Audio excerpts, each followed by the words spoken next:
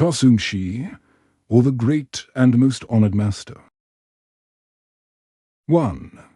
He who knows the part which the heavenly in him plays, and knows also that which the human in him ought to play, has reached the perfection of knowledge. He who knows the part which the heavenly plays knows that it is naturally born with him. He who knows the part which the human ought to play proceeds with the knowledge which he possesses to nourish it in the direction of what he does not yet know, to complete one's natural term of years, and not come to an untimely end in the middle of his course is the fullness of knowledge, although it be so, there is an evil attending this condition.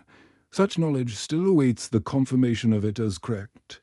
It does so because it is not yet determined. How do we know that what we call the heavenly in us is not the human, and that what we call the human is not the heavenly? There must be the true man, and then there is the true knowledge. 2. What is meant by the true man? The true men of old did not reject the views of the few. They did not seek to accomplish their ends like heroes before others. They did not lay plans to attain those ends. Being such, though they might make mistakes, they had no occasion for repentance. Though they might succeed, they had no self-complacency.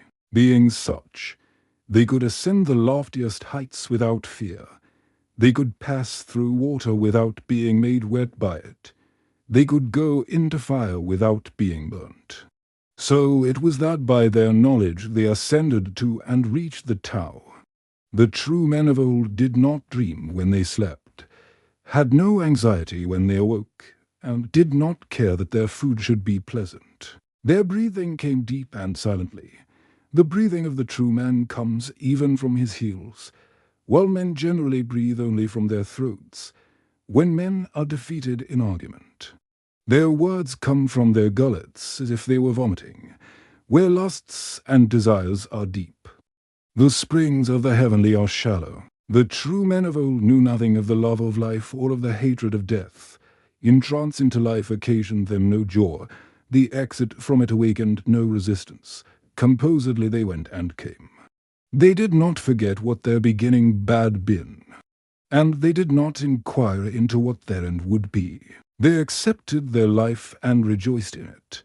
They forgot all fear of death, and returned to their state before life. Thus there was in them what is called the want of any mind to resist the Tao, and of all attempts by means of the human to assist the heavenly. Such were they who are called the true men. 3. Being such, their minds were free from all thought. Their demeanor was still and unmoved. Their foreheads beamed simplicity. Whatever coldness came from them was like that of autumn. Whatever warmth came from them was like that of spring. Their joy and anger assimilated to what we see in the four seasons. They did in regard to all things what was suitable, and no one could know how far their action would go. Therefore the sagely man might, in his conduct of war, destroy a state without losing the hearts of the people. His benefits and favors might extend to a myriad generations without his being a lover of men. Hence he who tries to share his joys with others is not a sagely man. He who manifests affection is not benevolent. He who observes times and seasons to regulate his conduct is not a man of wisdom. He to whom profit and injury are not the same is not a superior man. He who acts for the sake of the name of doing so, and loses his proper self, is not the right scholar. And he who throws away his person in a way which is not the true way cannot command the service of others. Such men as he Peiki W. Ekwang Po Ishikeache, the Count of Keishu Ike the Anshan the Teal, did service for other men and sought to secure for them what they desired, not seeking their own pleasure. 4. The true men of old presented the aspect of judging others aright, but without being partisans, of feeling their own insufficiency, but being without flattery or cringing. Their peculiarities were natural to them. but they were not obstinately attached to them. Their humility was evident, but there was nothing of unreality or display about it. Their placidity and satisfaction had the appearance of joy. Their every movement seemed to be a necessity to them. Their accumulated attractiveness drew men's looks to them. Their blandness fixed men's attachment to their virtue. They seemed to accommodate themselves to the manners of their age, but with a certain severity. Their haughty indifference was beyond its control. Unceasing seemed their endeavors to keep their mouths shut. When they looked down, they had forgotten what they wished to say. They considered punishments to be the substance of government, and they never incurred it, ceremonies to be its supporting wings, and they always observed them. Wisdom to indicate the time for action, and they always selected it, and virtue to be accordance with others, and they were all accordant. Considering punishments to be the substance of government, yet their generosity appeared in the manner of their infliction of death. Considering ceremonies to be its supporting wings, they pursued by means of them their course in the world. Considering wisdom to indicate the time for action, they felt it necessary to employ it in the direction of affairs. Considering virtue to be accordance with others, they sought to ascend its height along with all who had feet to climb it. Such were they. And yet men really thought that they did what they did by earnest effort. 5. In this way they were one and the same in all their likings and dislikings. Where they liked, they were the same. Where they did not like, they were the same. In the former case, where they liked, they were fellow workers with the heavenly in them. In the latter, where they disliked, they were co-workers with the human in them. The one of these elements in their nature did not overcome the other. Such were those who are called the true men. Death and life are ordained, just as we have the constant succession of night and day. In both cases from heaven, men have no power to do anything in reference to them. Such is the constitution of things. There are those who specially regard heaven as their father, and they still love it distant as it is. How much more should they love that which stands out superior and alone? Some specially regard their ruler as superior to themselves, and will give their bodies to die for him. How much more should they do so for that which is their true ruler? When the springs are dried up, the fishes collect together on the land. Than that they should moisten one another there by the damp about them, and keep one another wet by their slime. It would be better for them to forget one another in the rivers and lakes. And when men praise Yao and condemn Qi, it would be better to forget them both, and seek the renovation of the Tao. 6. There is the great mass of nature. I find the support of my body on it. My life is spent in toil on it. My old age seeks ease on it. At death I find rest in it. What makes my life a good makes my death also a good. If you hide away a boat in the ravine of a hill, and hide away the hill in a lake, you will say that the boat is secure. But at midnight there shall come a strong man and carry it off on his back, while you in the dark know nothing about it. You may hide away anything, whether small or great, in the most suitable place, and yet it shall disappear from it. But if you could hide the world in the world, so that there was nowhere to which it could be removed, this would be the grand reality of the ever-doing thing. When the body of man comes from its special mold, there is even then occasion for joy. But this body undergoes a myriad transformations, and does not immediately reach its perfection. Does it not thus afford occasion for joys incalculable? Therefore the sagely man enjoys himself in that from which there is no possibility of separation, and by which all things are preserved. He considers early death or old age his beginning and his ending all to be good, and in this other men imitate him. How much more will they do so in regard to that itself on which all things depend and from which every transformation rises. 7. This is the Tao. There is in it emotion and sincerity. but it does nothing and has no bodily form. It may be handed down by the teacher, but may not be received by his scholars. It may be apprehended by the mind, but it cannot be seen. It has its root and ground of existence in itself. Before there were heaven and earth, from of old, there it was, securely existing. From it came the mysterious existences of spirits, from it the mysterious existence of God. It produced heaven, it produced earth. It was before the Taike, and yet could not be considered high. It was below all space, and yet could not be considered deep. It was produced before heaven and earth, and yet could not be considered to have existed long. It was older than the highest antiquity, and yet could not be considered old. Shiwei got it, and by it adjusted heaven and earth. Feish got it, and by it penetrated to the mystery of the maternity of the primary matter.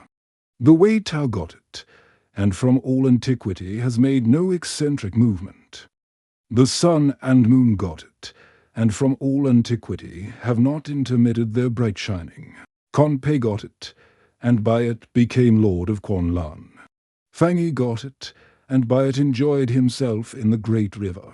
Qin Wei got it, and by it dwelt on Mount Tai. Huang Ti got it, and by it ascended the cloudy ski. Quan Shu got it, and by it dwelt in the dark palace. Wai Kang got it, and by it was set on the North Pole. Shuangmi got it, and by it had her seat in the palace of Shaoguang. No one knows its beginning, no one knows its end. Fang Tzi got it, and lived on from the time of the Lord of Wai to that of the 5 chiefs. Fei Yue got it, and by it became chief minister to W. Ting, who thus in a trice became master of the kingdom. After his death, Fei Yue mounted to the eastern portion of the Milky Way, where, riding on Sagittarius and Scorpio, he took his place among the stars. 8. Nan Potes Que Asked No Why, saying, "You are old, sir, while your complexion is like that of a child." How is it so? The reply was, "I have become acquainted with the Tao." The other said, "Can I learn the Tao?" Nuai said, "No. How can you, sir, are not the man to do so." There was Pei Liangyi who had the abilities of a saintly man, but not the Tao, while I had the Tao, but not the abilities. I wished, however, to teach him, if peradventure he might become the sagely man indeed. If he should not do so, it was easy, I thought, for one possessing the Tao of the sagely man to communicate it to another possessing his abilities. Accordingly, I proceeded to do so, but with deliberation, after 3 days, he was able to banish from his mind all worldly matters. This accomplished, I continued my intercourse with him in the same way, and in 7 days he was able to banish from his mind all thought of men and things. This accomplished, and my instructions continued, after 9 days, he was able to count his life as found to himself. This accomplished, his mind was afterwards clear as the morning. And after this he was able to see his own individuality, that individuality perceived.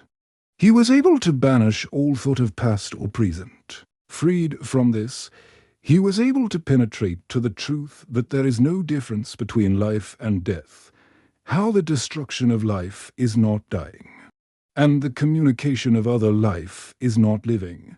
The Tao is a thing which accompanies all other things and meets them, which is present when they are overthrown and when they obtain their completion.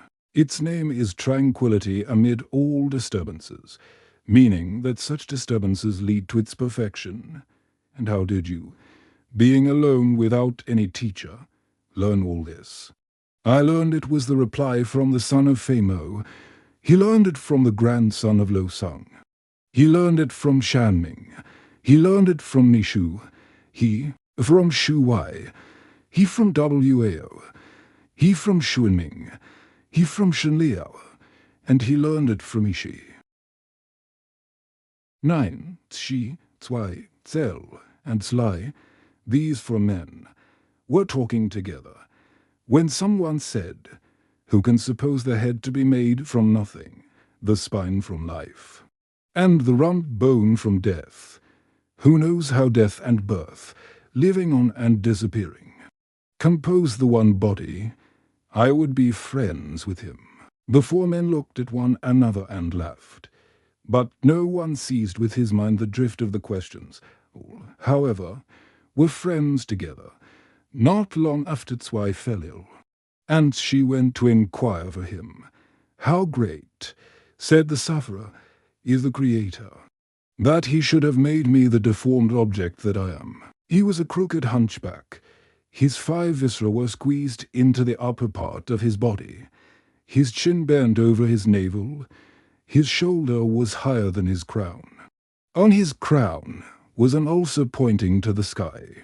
His breath came and went in gasps, yet he was easy in his mind, and made no trouble of his condition. He limped to a well, looked at himself in it, and said, "Alas, that the Creator should have made me the deformed object that I am." Said, "Do you dislike your condition?" He replied, "No, why should I dislike it? If you were to transform my left arm into a cock, I should be watching with it the time of the night. If you were to transform my right arm into a crossbow, I should then be looking for a shell to bring down and roast. If you were to transform my rump bone into a wheel, and my spirit into a horse, I should then be mounting it, and would not change it for another steed.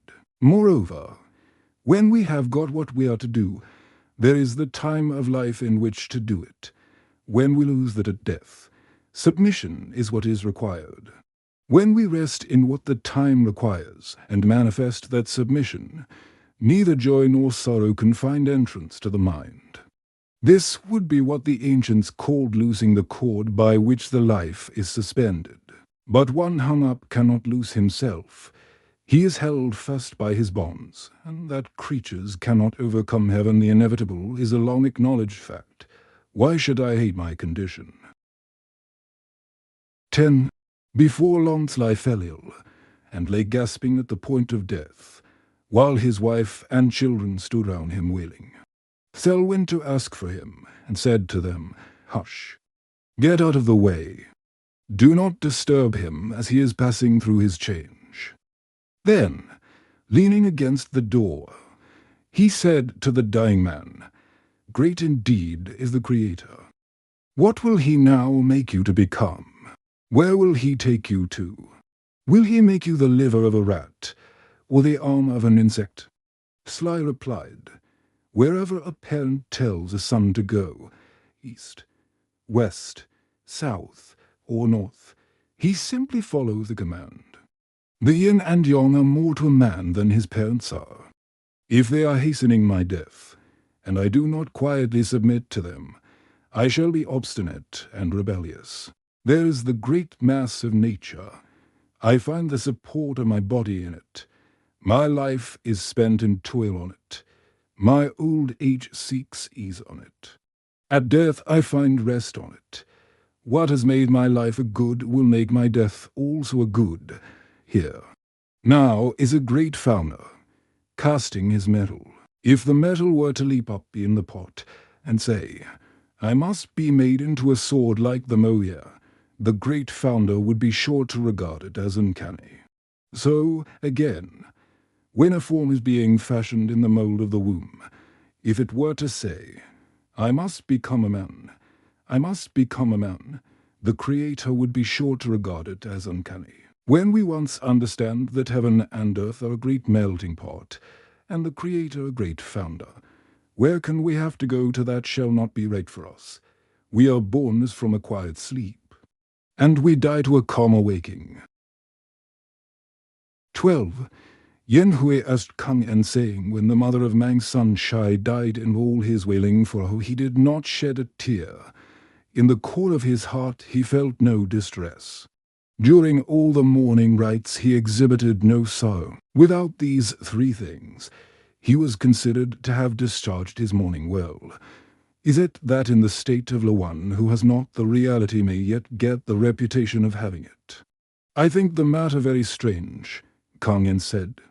That Mang's son carried out his views to the utmost. He was advanced in knowledge, but in this case it was not possible for him to appear to be negligent in his ceremonial observances, but he succeeded in being really so to himself. Mang's son does not know either what purposes life serves, or what death serves. He does not know which should be first sought, and which last. If he is to be transformed into something else, he will simply await the transformation which he does not yet know. This is all he does. And moreover, when one is about to undergo his change, how does he know that it has not taken place? And when he is not about to undergo his change, how does he know that it has taken place? Take the case of me and you. Are we in a dream from which we have not begun to awake? Moreover, Mang's son presented in his body the appearance of being agitated. But in his mind he was conscious of no loss. The death was to him like the issuing from one's. Dwelling at dawn, and no more a terrible reality. He was more awake than others were. When they wailed, he also wailed, having in himself the reason why he did so. And we all have our individuality which makes us what we are as compared together. But how do we know that we determine in any case correctly that individuality? Moreover, you dream that you are a bird, and seem to be soaring to the sky, or that you are a fish, and seem to be diving in the deep. But you do not know whether we that are now speaking are awake or in a dream. It is not the meeting with what is pleasurable that produces the smile. It is not the smile suddenly produced that produces the arrangement of the person. When one rests in what has been ranged, and puts away all thought of the transformation, he is in unity with the mysterious heaven. 13. Yat's having gone to see Shu Wai, the latter said to him, "What benefit have you received from Yao?" The reply was, "Yao says to me, you must yourself labor at benevolence and righteousness, and be able to tell clearly which is right and which wrong in conflicting statements." Shuthi rejoined, "Why then have you come to me? Since Yao has put on you the brand of his benevolence and righteousness, and cut off your nose with his right and wrong, how will you be able to wander in the way of aimless enjoyment, of unregulated contemplation, and the ever-changing forms of dispute?" Yat said, "That may be, but I should like to skirt along its hedges." "But," said the other, "it cannot be. Eyes without pupils can see nothing of the beauty of the eyebrows and other features. The blind have nothing to do with the green, yellow, and variegated colors of the sacrificial robes." Yats rejoined, "Yet, when W. Equan lost his beauty, Keiki Liang his strength, and Huang Ti his wisdom, they all recovered them under the molding of your system. How do you know that the Maker will not obliterate the marks of my branding and supply my dismemberment, so that, again perfect in my form, I may follow you as my teacher?" Shuthi said, "That cannot yet be known. I will tell you the rudiments. Zero my master. Zero my master. He gives to all things their blended qualities, and does not count it any righteousness. His favors reach to all generations, and he does not count it any benevolence. He is more ancient than the highest antiquity, and does not count himself old.